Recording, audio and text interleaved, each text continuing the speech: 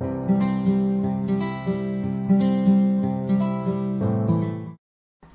guys, if you're new to my channel, welcome. This is where we speak about everything related to property management, property development, real estate, starting a business as an early starter or an early beginner. So today I'm going to be sharing 5 tips. Yes, I have shared other 5 tips. So I'm going to ask you, is there anything that you have done from the 5 tips? If you have, please share with us on the comments below. So tip number 1 is eliminate English. Eliminate the words I can't. Poor people always say, I can't do this, but rich people always say, how can I afford this? So have that word in your mindset, like if you want to buy something, you want to buy a house, don't ever say, I can't afford it. Ask yourself, how can I afford it?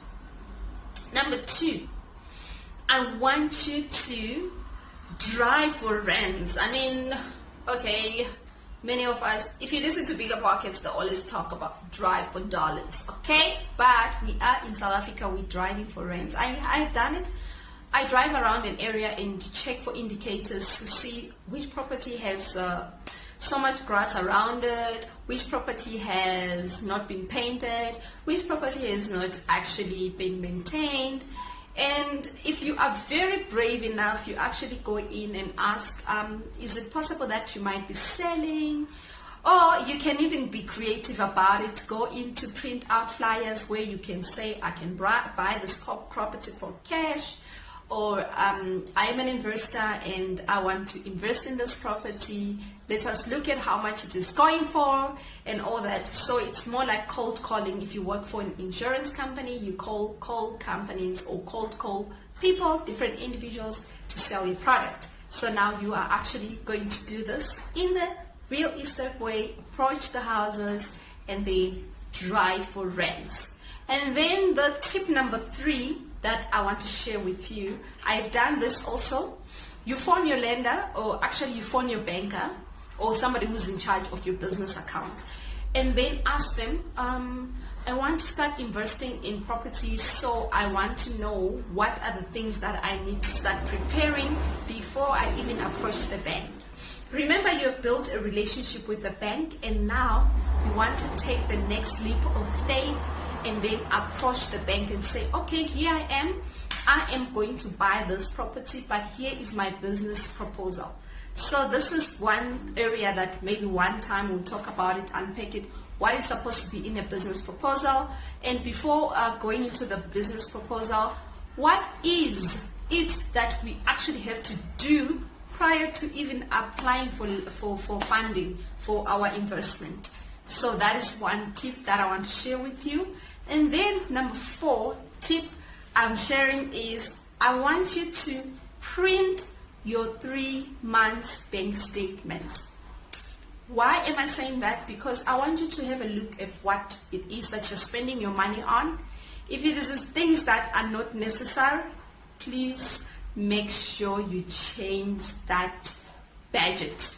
And then you make sure that you are changing your ways and ensuring that if you are going to put in an investment, you are doing a lot of sacrifice. So go into your 3 months bank statement and go and check what are the things that you just buy randomly without even thinking about it.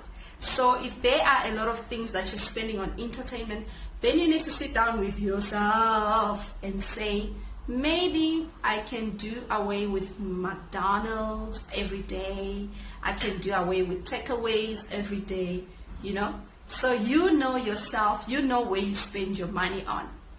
And then tip number 5, I hope it's number 5, guys. For some reason, sometimes I forget what I'm saying. Is it getting old?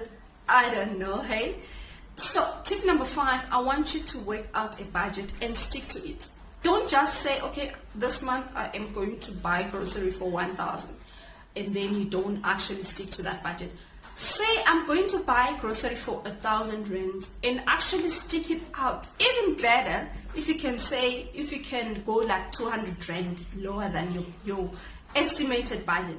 Because many of us, I know, we go to the shopping mall and then we start putting things inside the trolley, just throwing things. If you are going to do an investment and if you don't want liabilities, then you need to change your budget. You really have to be serious about your budget, because if you are not serious about your budget, then you are going to forget about investing in this journey of property investment.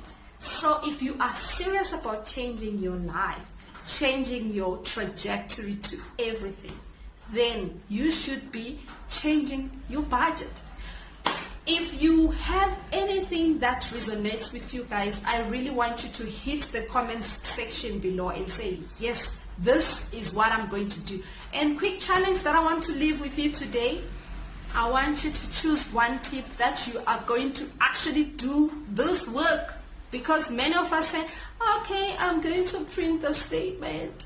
3 months down the line, there is no statement printed and our habits are still the same. And then come end of the year, we say, oh my word, did anything change? How do you expect things to change when you haven't done anything about it?